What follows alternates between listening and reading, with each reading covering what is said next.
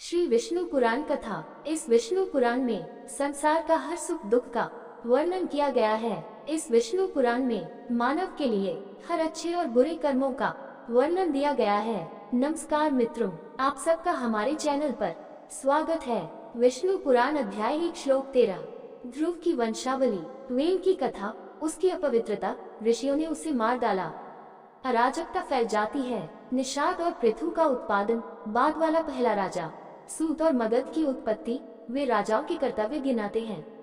पृथु पृथ्वी को अपने अधिकार को स्वीकार करने के लिए मजबूर करता है। वह इसे समतल करता है, खेती की शुरुआत करता है, शहरों का निर्माण करता है। पृथ्वी ने उनके नाम पर पृथ्वी कहा, गाय के रूप में जाना जाता है। पाराशर, ध्रुव की पत्नी शंभु से उनके पुत्र भव्य और श्लिष्टि थे। सुच्या, बाघ की पत्नी, 5 पुण्य पुत्रों रिपु, रिपुंजय, विप्र, वृक्ला और वृक्च इसकी माँ थी। बृहति द्वारा रिपु का पुत्र प्रसिद्ध चक्षुष था, जिसने वरुण के परिवार में आदरणीय पितृपुरुष अनरण्य की बेटी पुष्करिणी पर मनु चक्षुष को जन्म दिया था। मनु की पत्नी नवला, जो कुलपिता वैराज की पुत्री थी, से उनके 10 महान पुत्र थे। उरु, पुरा, शतद्युम्न, तपस्वी, सत्यवाक, कवि, अग्निष्टोम, अतिराथ, सुद्युम्न और अभिमन्यु। उरु की पत्नी अग्नेयी ने 6 उत्कृष्ट पुत्रों को जन्म दिया, अन, सुमनस, स्वाति, क्रतु, अंगिरस और शिव। अन को अपनी पत्नी सुनीता से वेन नाम का एक ही पुत्र था, जिसके दाहिने हाथ को ऋषियों ने संतान उत्पन्न करने के उद्देश्य से रगड़ा था। इस प्रकार रगड़े जाने पर वेन की भुजा से पृथु नाम का एक प्रसिद्ध राजा उत्पन्न हुआ, जिसके द्वारा पुराने समय में मानव जाति के लाभ के लिए पृथ्वी का दोहन किया गया था। मैत्रेय, मुनिश्रेष्ठ, मुझे बताएं कि पवित्र ऋषियों ने वेन का दाहिना हाथ क्यों रगड़ा था, जिसके परिणाम स्वरूप वीर पृथु का जन्म हुआ। पाराशर, सुनीता मूल रूप से मृत्यु की बेटी थी, जिसके द्वारा उसे अंगा को पत्नी के रूप में दिया गया था। उससे वेन उत्पन्न हुआ, जिसे उसके नाना की बुरी प्रवृत्ति विरासत में मिली। जब उनका उद्घाटन पृथ्वी के ऋषि सम्राट द्वारा किया गया, तो उन्होंने इसका कारण बना। हर जगह ये घोषणा की जाए कि कोई पूजा नहीं की जानी चाहिए, कोई प्रसाद नहीं दिया जाना चाहिए, ब्राह्मणों को कोई उपहार नहीं दिया जाना चाहिए। मैं राजा, उसने कहा, बलि का स्वामी हूँ, क्योंकि मेरे अलावा कौन बलि का हकदार है। ऋषियों ने आदर पूर्वक संप्रभु के पास आकर उन्हें मधुर लहजे में संबोधित किया और कहा, दयालु राजकुमार, हम आपको सलाम करते हैं। सुनिए, हमें क्या प्रस्तुत करना है। आपके राज्य और आपके जीवन की सुरक्षा के लिए और आपकी सभी प्रजा के लाभ के लिए हमें सभी यज्ञों के स्वामी, देवताओं के देवता, हरि की पूजा करने की अनुमति दे, गंभीर और लंबे अनुष्ठानों के साथ, जिसके फल का एक भाग तुम्हें वापस मिलेगा। हे राजा, हमारे द्वारा यज्ञ से प्रसन्न होकर यज्ञ के देवता विष्णु आपकी सभी इच्छाएं पूरी करेंगे। उन राजकुमारों की सभी इच्छाएं पूरी हो जाती हैं, जिनके लोक में यज्ञ के देवता हरि की पूजा अनुष्ठानों से होती है। कौन है? वेना ने कहा, मुझसे श्रेष्ठ है। मेरे अलावा कौन पूजा का हकदार है? ये हरि कौन है, जिसे आप बलिदान का भगवान कहते हैं? ब्रह्मा, जनार्दन, शंभु, इंद्र, वायु, रवि, सूर्य, उद्भुक, अग्नि, वरुण, धाता, पूषा, सूर्य, भूमि, पृथ्वी, रात का स्वामी, चंद्रमा, ये सब और जितने अन्य देवता हो, वे हमारी मन्नतें सुनते हैं। ये सभी एक राजा के व्यक्तित्व में मौजूद हैं। एक संप्रभु का सार वह सब कुछ है जो दिव्य है। इस बात को ध्यान में रखते हुए मैंने अपनी आज्ञाएं जारी की हैं, और सुनिश्चित करो कि तुम उनका पालन करो। तुम्हें न तो बलिदान करना है, न बलि चढ़ानी है और न ही दान देना है। चूंकि महिलाओं का पहला कर्तव्य अपने स्वामी की आज्ञाकारिता है, इसलिए मेरे आदेशों का पालन करना आप पर निर्भर है। ऋषियों ने उत्तर दिया, आज्ञा दीजिए महान राजा, ताकि धर्मपरायणता में कोई कमी न आए।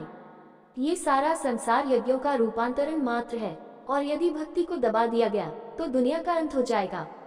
परंतु वेन की प्रार्थना व्यर्थ गई, और यद्यपि यह अनुरोध ऋषियों द्वारा दोहराया गया था, उन्होंने उनके द्वारा सुझाए गए आदेश को देने से इनकार कर दिया।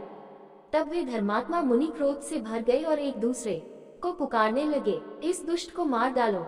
वह अधर्मी मनुष्य जिसने न आदि और न अंत वाले बलिदान के देवता की निंदा की है, वह पृथ्वी पर राज्य करने के योग्य नहीं है। और वे राजा पर टूट पड़े और उसे प्रार्थना द्वारा पवित्र पवित्र घास के पत्तों से पीटा और उसे मार डाला, जो पहले भगवान के प्रति उसकी अपवित्रता से नष्ट हो गया था। तदनंतर मुनियों ने बड़ी धूल उठते देखी और पास खड़े लोगों से कहा, यह क्या है? और लोगों ने उत्तर दिया और कहा, अब जब राज्य बिना राजा के हो गया है, तो बेईमान लोगों ने अपने पड़ोसियों की संपत्ति पर कब्जा करना शुरू कर दिया है। हे उत्कृष्ट मुनियों, आप जो महान धूल देख रहे हैं, वह लुटेरों के समूह द्वारा उठाई जा रही है। जो अपने शिकार पर गिरने की जल्दी में है। ये सुनकर ऋषियों ने परामर्श किया और मिलकर पुत्र उत्पन्न करने के लिए उस राजा की जांघ को रगड़ा जिसकी कोई संतान नहीं थी। इस प्रकार रगड़े जाने पर जांघ से एक जले हुए डंडे के रंग का, चपटी विशेषता नीग्रो की तरह और बौने कद का एक प्राणी निकला। मुझे क्या करना है? उसने उत्सुकता से मुनियों को पुकारा।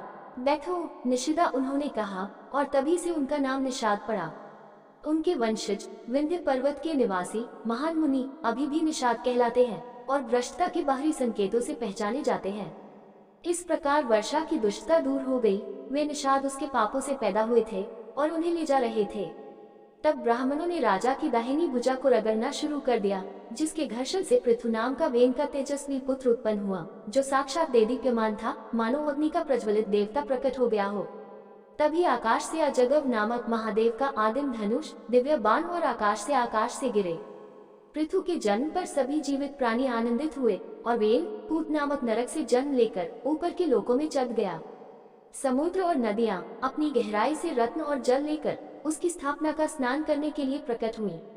सभी के महान माता पिता ब्रह्मा, देवताओं और अंगिरस अग्नि के वंशजों के साथ और सभी जीवित या निर्जीव चीजों के साथ इकट्ठे हुए और वेन के पुत्र को पवित्र करने का समारोह आयोजित किया। अपने दाहिने हाथ में विष्णु के चक्र को देखकर ब्रह्मा ने पृथु में उस दिव्यता के एक अंश को पहचान लिया और बहुत प्रसन्न हुए, क्योंकि विष्णु के चक्र का चिन्ह उस व्यक्ति के हाथ में दिखाई देता है जो एक सार्वभौमिक सम्राट बनने के लिए पैदा हुआ है, जिसकी शक्ति देवताओं के लिए भी अजेय है।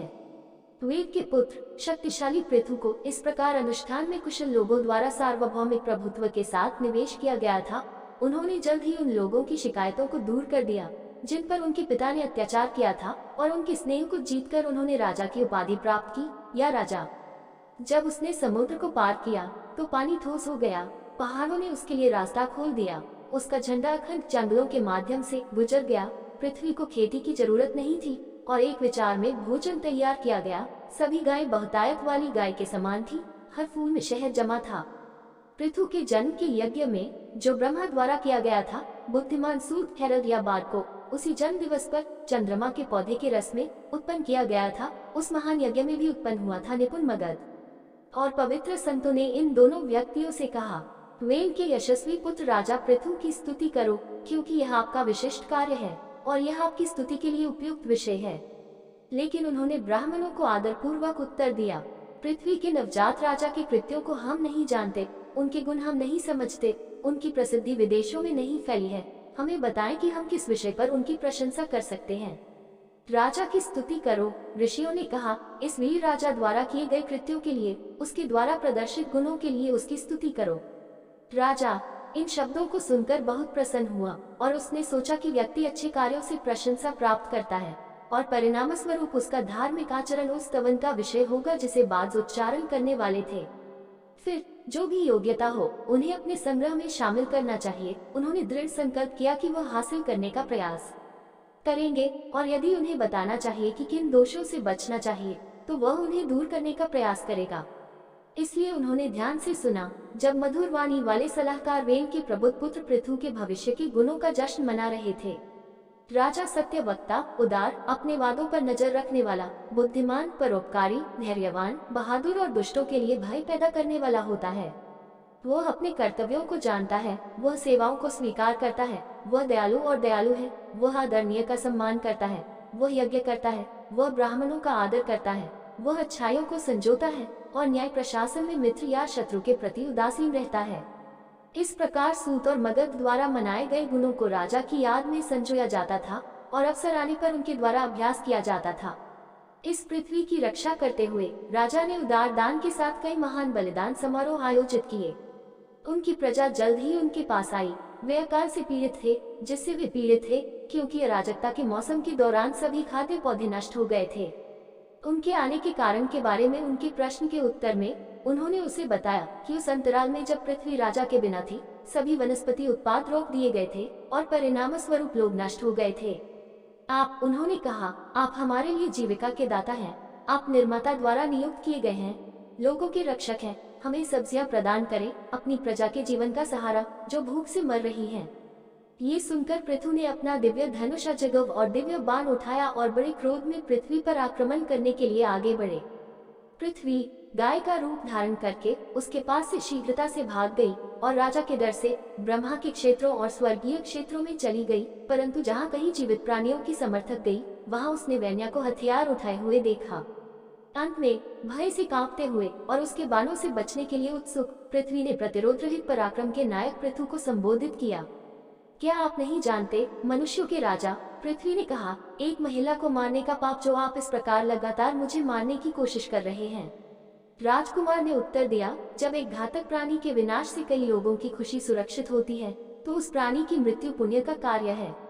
लेकिन पृथ्वी ने कहा, यदि अपनी प्रजा के कल्याण को बढ़ावा देने के लिए तुमने मुझे खत्म कर दिया तो सर्वोत्तम राजाओं, तुम्हारी प्रजा को उनका समर्थन कहाँ से मिलेगा। मेरे शासन के प्रति अवज्ञाकारी पृथु फिर से शामिल हो गया।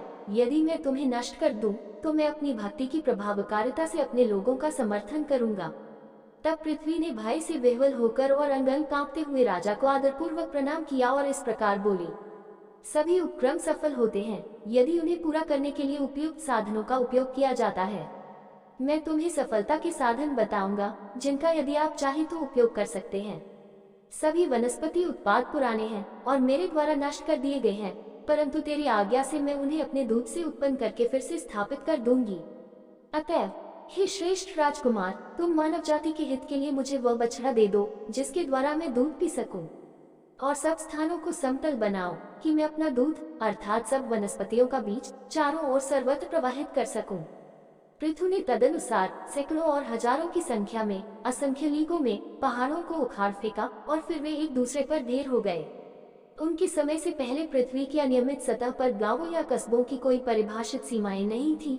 वहाँ कोई खेती नहीं थी, कोई चारागाह नहीं था, कोई कृषि नहीं थी, व्यापारियों के लिए कोई राजमार्ग नहीं था। ये सभी चीजें या सभी सभ्यता पृथु के शासनकाल में उत्पन्न हुई।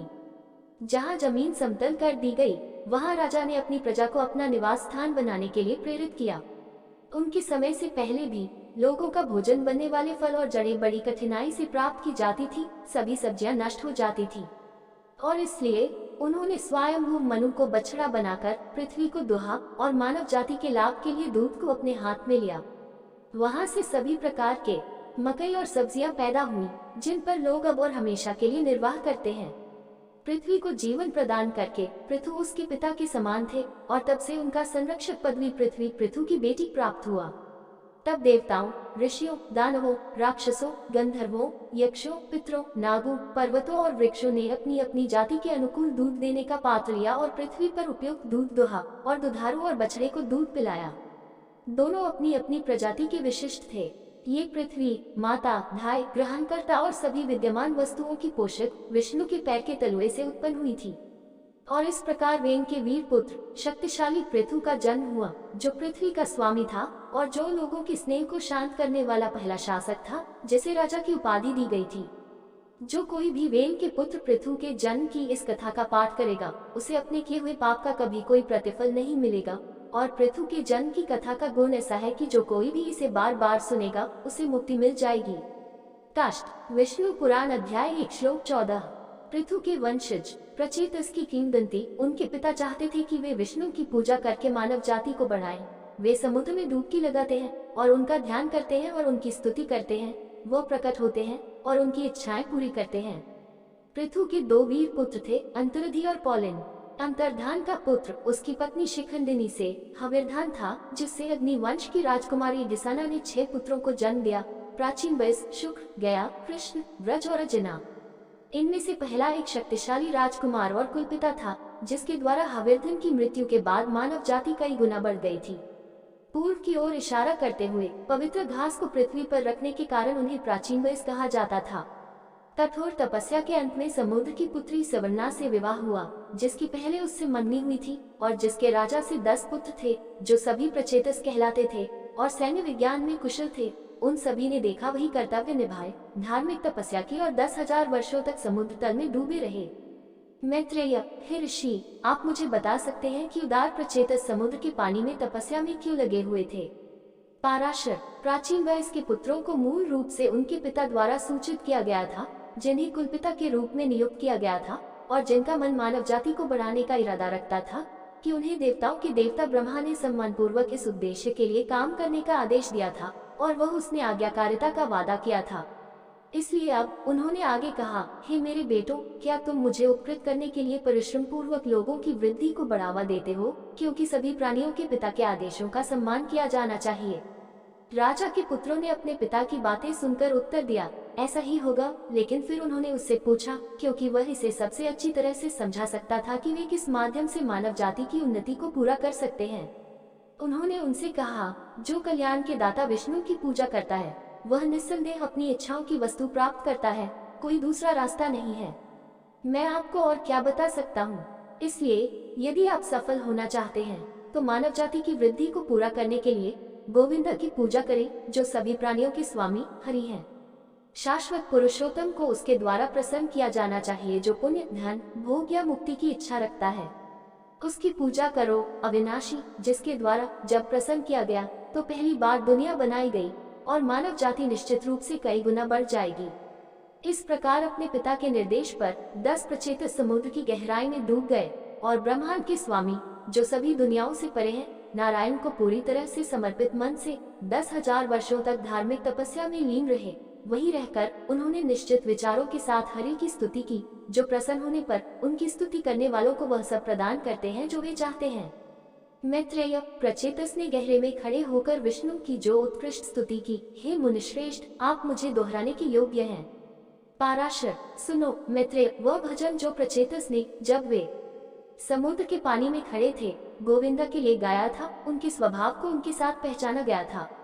हम उन्हें नमन करते हैं जिनकी महिमा हर भाषण का शाश्वत विषय है। वह पहले, वह अंतिम, असीम दुनिया के सर्वोच्च स्वामी, जो आदिम प्रकाश है, जो अपने समान के बिना है, अविभाज्य और अनंत, सभी मौजूदा चीजों का मूल, चल या स्थिर। उस सर्वोच्च सत्ता की आराधना करें जो समय के साथ एक है, जिसका पहला रूप, हालांकि वह बिना आकार का है, दिन और शाम और रात है। उसकी जय हो। सभी जीवित चीजों का जीवन, जो चंद्रमा के समान है, अमृत का भंडार है, जिसे देवता और पूर्वज प्रतिदिन पीते हैं। उसके लिए जो सूर्य के साथ एक है, जो गर्मी, सर्दी और बारिश का कारण है, जो अंधकार को दूर करता है और अपनी चमक से आकाश को रोशन करता है। उसके लिए जो पृथ्वी के साथ एक है, सर्वव्यापी है और गंध और इंद्रिय की अन्य वस्तुओं का आश्रय है, जो अपनी दृढ़ता से पूरी दुनिया का समर्थन करता है। हम भगवान हरि के उस रूप की पूजा करते हैं जो जल है, संसार का गर्भ है, सभी जीवित प्राणियों का बीज है।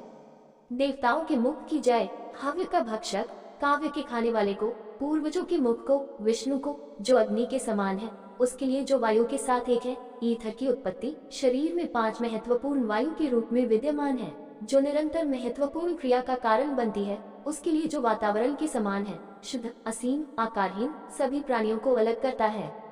कृष्ण की जय हो, जो इंद्रिय वस्तुओं के रूप में ब्रह्मा है, जो हमेशा इंद्रिय संकायों की दिशा है।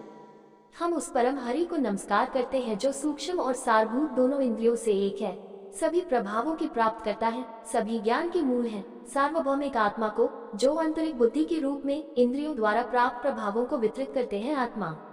उसके लिए जिसके पास प्रकृति के गुण हैं, जिसमें अनंत सब वस्तुएं विश्राम करती हैं, जिससे सभी चीजें आगे बढ़ती हैं, और वह कौन है जिसमें सभी चीजें हल हो जाती हैं।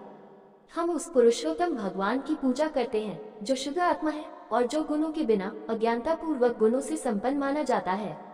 हम उस परम ब्रह्मा की पूजा करते हैं, विष्णु की परम स्थिति, अनुत्पादक, अजन्मा, शुद्ध, गुणों से रहित और दुर्घटनाओं से मुक्त, जो न ऊंचा है, न नीचा है, न भारी है, न सूक्ष्म है, जिसका न रूप है, न रंग है, न छाया है, न द्रव्य है, न स्नेह है, न शरीर है, जो न तो ईथर है और न ही संपर्क, गंध या स्वाद के प्रति संवेदनशील है, जिसके न आंखें हैं, न कान है, न गति है, न वाणी है, न श्वास है, न मन है, न नाम है, न जाति है, न भोग है, न वैभव है, जो बिना किसी कारण के, बिना किसी डर के, बिना किसी त्रुटि के, बिना किसी दोष के, अविनाशी, अमर, जुनून से मुक्त, बिना ध्वनि के, अगोचर, निष्क्रिय, स्थान या समय से स्वतंत्र, सभी निवेश संपत्तियों से अलग हो गया है, लेकिन क्रमपूर्वक अप्रतिरोध्य शक्ति का प्रयोग करता है और सभी प्राणियों के साथ पहचान रखता है, किसी पर निर्भर नहीं है।